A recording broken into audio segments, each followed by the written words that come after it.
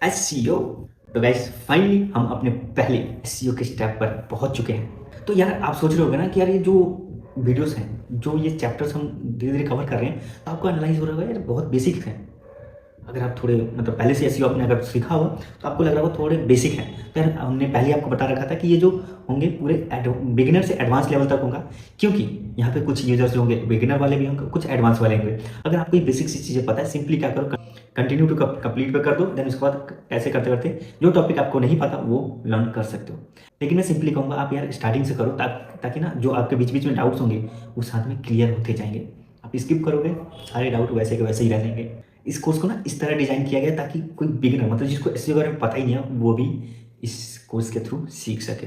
तो हेल्प तो सबकी होनी चाहिए। ओके, तो एसईओ को डीप में ना अंडरस्टैंड करने से पहले हम कुछ बेसिक टर्म्स को समझ लेते हैं, जो कि हमारे आने वाली जर्नी में बहुत ही ज़्यादा यूजफुल है और बहुत ज़्यादा हमारा साथ देने वाले हैं। तो इससे रिलेटेड हमारे दो बेसिक से पहले डाउट्स होते हैं, क्वेश्चंस होते हैं। अगर जब हम एसईओ मतलब सीखने जाते हैं, कुछ भी मतलब किसी से पूछने जाते हैं, कुछ भी करने जाते हैं, तो पहले दो डाउट्स या क्वेश्चन तो हमारे दिमाग में आता ही है, जैसे कि व्हाट इज एसईओ, देन उसके बाद why we need SEO.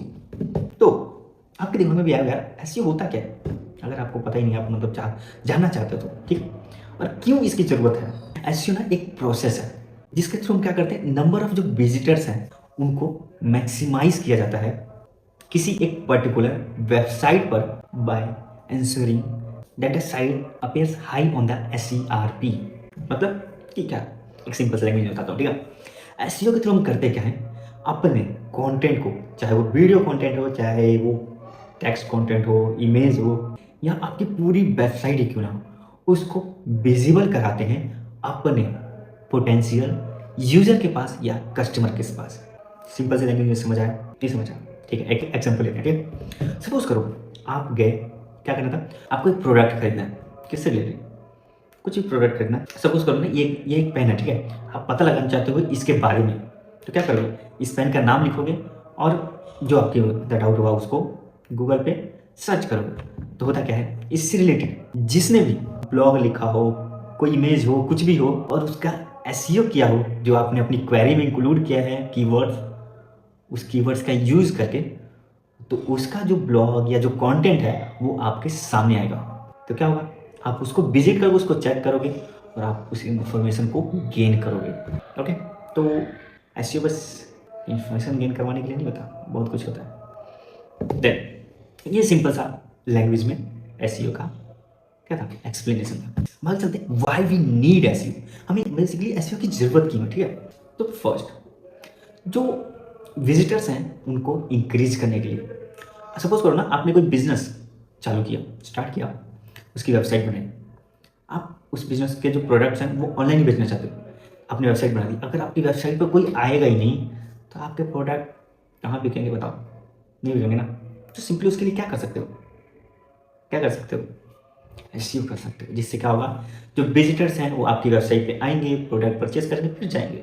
Then उसके बाद सेकंड जो होता है, अपनी साइट को क्या करने के लिए, रैंक करने के लिए, किस पे, SERP पे, ठीक है। ये चीज़ें आपको धीरे धीरे समझ आएगी जब हम कोई लाइव प्रोजेक्ट करेंगे, साथ में देखेंगे कि कैसे होता है। फिर उसके बाद थर्ड क्या होता है, ब्रांड अवेयरनेस के लिए। ब्रांड अवेयरनेस कैसे है, ब्रांड अवेयरनेस देखो यार, किसी भी चीज़ के बारे में आप जानने जाओगे ना, किसी आदमी के बारे में जानना चाहो, किसी प्रोडक्ट के बारे में, किसी सर्विस के बारे में, कोई भी चीज़ हो, आप सर्च इंजन पे मतलब गूगल पे जाके, किसी ब्राउज़र पे जाके आप क्या सर्च करोगे, उस चीज़ के बारे में, ठीक है। सपोज करो ना आपको एसईओ की सर्विस परचेज करनी है, ओके। अब क्या करोगे, आप गूगल पे सर्च करोगे एसईओ की सर्विस के बारे में, जिसकी आपको वेबसाइट देखेंगे, उसके बारे में आपको पता चलेगा हाँ ये बंदा है, ओके। और देन वो अगर आपसे कनेक्ट करते हैं तो आपको याद है हाँ ये बंदा इसकी वेबसाइट थी, तो क्या होगा, उसको पता है आपके बारे में। इसी को कहते हैं ब्रांड अवेयरनेस। आपसे कनेक्ट होने से पहले आपकी ऑडियंस को पता हो कि आप हो कौन, इसी को कहते हैं ब्रांड अवेयरनेस। सिंपल सा लैंग्वेज, ओके, कंफर्टेबल।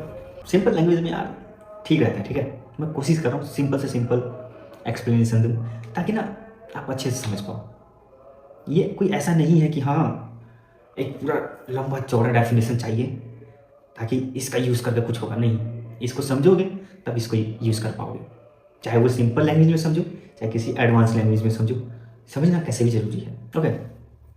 और of course fourth, revenue generate करने के लिए। रेवेन्यू कैसे है? प्रोडक्ट है, प्रोडक्ट को प्रोडक्ट है आपका, अगर उसको आपकी वेबसाइट रैंक करेगी तो रेवेन्यू जनरेट होगा, क्योंकि सेल होंगे। आपका कोई ब्लॉग है, उस पर अगर आपने ऐड इंटीग्रेट किया है तो अगर उस पर विजिटर्स आते हैं, आपके ऐड पे क्लिक करते हैं तो रेवेन्यू जनरेट होगा। आपकी कोई सर्विस है, सर्विस को कोई विजिट करता है, आपकी सर्विस को कोई मतलब क्या कहते हैं, सर्विस के लिए आपकी सर्विस को कोई परचेज करता है तो उससे आपका रेवेन्यू जनरेट होगा। ऐसी चीज़ और क्या हो सकता है? अरे बहुत कुछ है यार, ठीक है। तो यहाँ पे हम धीरे धीरे हर स्टेप को कवर करने वाले हैं। एक बार हम रिकैप कर लेते हैं। रिकैप बेसिकली हमने देखा क्या ना कि एसईओ होता है क्या है और वाई वी नीड एसईओ, ठीक है। तो एसईओ में हमने देखा कि हम क्या करते हैं, अपने वेबसाइट पे विजिटर लाने के लिए एसईओ करते हैं। फिर उसके बाद हमें इसकी ज़रूरत क्यों है, तो हमने देखा कि विजिटर्स को इंक्रीज करने के लिए, देन उसके बाद रेवेन्यू जनरेट करने के लिए, देन उसके बाद साइट को रैंक कराने के लिए और अपनी ब्रांड की अवेयरनेस करने के लिए। तो आज के लिए इतना ही, मिलते हैं नेक्स्ट वीडियो में जहाँ पे हम समझने वाले हैं टाइप्स ऑफ एसईओ।